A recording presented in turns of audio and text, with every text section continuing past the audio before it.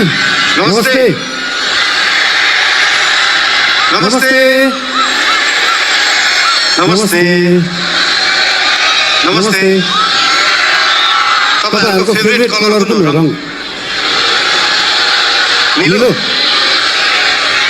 तपाईहरुको फेभरेट बाजा कुन हो? बाजा बजाउन मिल्ने चीज। यसपालि के गर्ने त्यसलाई?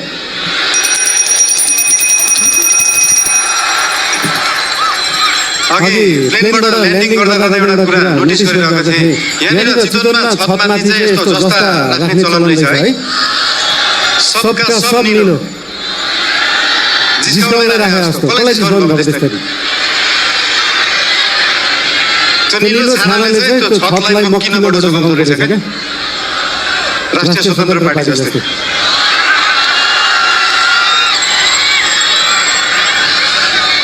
चितवन अघि झर्दै गर्दाखेरि एकजना भाइले भन्नुभयो, दाइ देशभरि जाँदाखेरि जसरी टुरिज्म प्रमोसन गर्नु भएको थियो एकचोटि चितवनको पनि टुरिज्म प्रमोसन गरिदिनु होला भनेर।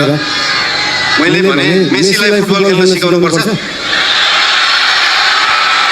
रोनाल्डोलाई फुटबल खेल्न सिकाउनु पर्छ। हाम्रो चितवनका हाम्रा थारू समुदायमा भएका होमस्टेहरू रिसोर्टहरूमा देख्न सकिन्छ कि यहाँको उत्पादन, यहाँको लुगा, यहाँको म्युजिक, यहाँको खानेकुरालाई कसरी उहाँहरूले टुरिज्म प्रमोसनको लागि उहाँहरूले विश्वमा चिनाउनु भएको छ। त्यो हेर्दाखेरि चितवनले चाहिँ देशलाई टुरिज्म प्रमोसन सिकाउनु पर्छ।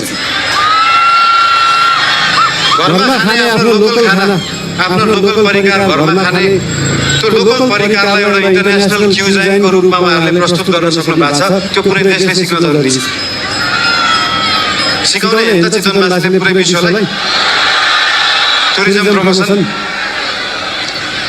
राम्रो कुराहरू यहाँको ठाउँहरूको धेरै छन्। एउटा समस्या रहेछ यहाँ, हरेक वर्ष न्युजमा देख्न पाइन्छ किसानले बाटोमा दुध पोखाएको, तरकारी फालेको। त्यो के रहेछ भन्दाखेरि किसानले सही बजार नपाएको, किसानले सही मूल्य नपाएको एउटा समस्या रहेछ।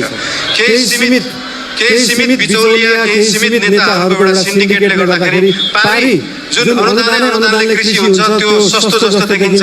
त्यो सस्तो तरकारी यहाँ ल्याएर यहाँको किसानको मूल्य चाहिँ महँगो जस्तो देखाएर एउटा भ्रम सृजना गरेर किसानलाई मार्ने काम भएको छ। त्यो रोक्न जरुरी छ। फेरि यो चिज समाधान गर्दै गर्दाखेरि ओहो महँगो तरकारी खानुपर्ने भयो जस्तो लाग्ला। त्यो भ्रमलाई चाहिँ चिर्न जरुरी छ। नेपालमै उत्पादन भएको सस्तो बिजुलीलाई नेपालकै सस्तो कोल्ड स्टोरमा सिजनको बेला जुन बेला तरकारी सस्तो हुन्छ त्यो बेला स्टोर गरेर राख्यो भने भोलि महँगी हुने सिजनमा सेम मूल्यमा बेच्न सकिन्छ। किसानले पनि मूल्य पाउँछ, खाने मान्छेले पनि सस्तोमा तरकारी किन्न सक्छ। त्यो गर्न चाहन्छु हामी। तपाईहरुले याद गर्नु भएको छ देशभरि जुन लामो दूरीको यातायात ट्रकहरुमा नारायणले लेखेको हुन्छ, याद गर्नु भएको छ नम्बर प्लेट। जसरी त्यो लोकल बसहरू, लामो दूरीको बसहरूको हब भएको छ यो चितवन, त्यसरी नै पूर्वदेखि पश्चिमसम्मको तरकारीलाई कोल्ड स्टोरेजमा स्टोर गर्ने हब बन्न सक्छ चितवन। त्यो बनाउन जरुरी छ। देशवासीलाई आफ्नै तरकारी खुवाउन जरुरी छ र किसानलाई सही मूल्य दिन जरुरी छ। बर्खामा हाम्रो बर्खा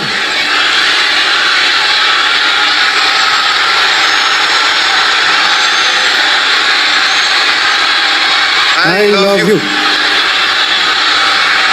बोलने दे देना यार।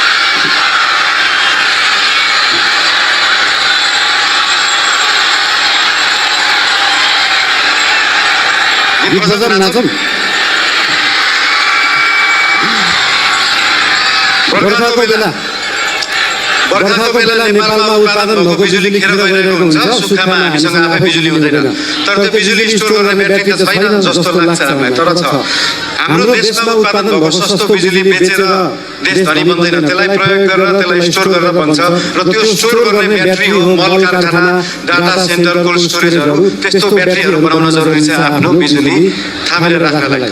त्यो बनाउने पार्टी बन्न चाहन्छ राष्ट्रिय स्वतन्त्र पार्टी। यो चुनावको क्रममा हामी पूर्वदेखि पश्चिमसम्म पुरै देश घुम्न गयौँ।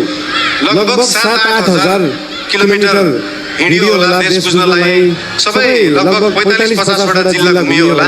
त्यो जिल्लाहरू घुम्दै जाँदाखेरि के महसुस भयो भन्दाखेरि लगभग देशभरिका समस्याहरू, देशभरिका कुराहरू उस्ता उस्तै रहेछन्। कृषिको समस्याहरू, पर्यटन क्षेत्रमा भएका समस्याहरू देखियो। तर एउटा गुड न्युज पनि छ त्यहाँ। गुड न्युज के हो भन्दाखेरि एउटा जिल्लामा समस्या छ भने त्यसको समाधान अर्को जिल्ला देशभित्रै रहेछ। त्यो समाधान मिलाउने पार्टी बन्न चाहन्छ राष्ट्रिय स्वतन्त्र पार्टी। हाम्रो देश हेटौडा सिमेन्ट कारखाना जस्तै भएको छ। मेसिन पनि छ, म्यान पावर पनि छ, खानी पनि छ, तर बन्द। अब चल्नु पर्यो। नेपाली कांग्रेसको ओइल फ्याक्ट्री जस्तै चल्नु पर्यो अब त्यो पनि। पुरै देशभरि चल्नु पर्यो, 100 वटा भन्दा देशमा जानु पर्यो। त्यसरी देशका उद्योग कल कारखानाहरूलाई चलाउने पार्टी बन्न चाहन्छ। अब यहाँ आयो, तपाईहरुलाई भेटियो, धेरै खुसी लाग्यो। तपाईहरु किन टेन्सन लिनुहुन्छ क्या? पार्टीको सभापति नै उठ्नु भएको छ, केको टेन्सन? तपाईहरुका समस्या, पुरै देशको समस्या, सभापतिज्यू, हामी सबै पार्टीका नेतागण, कार्यकर्तादेखि लिएर तपाई हामी सबै मिलेर अब देश बनाउने हो।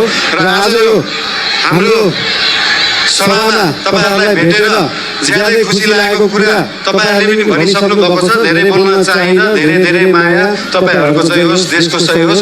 जय घण्टी, जय देश, जय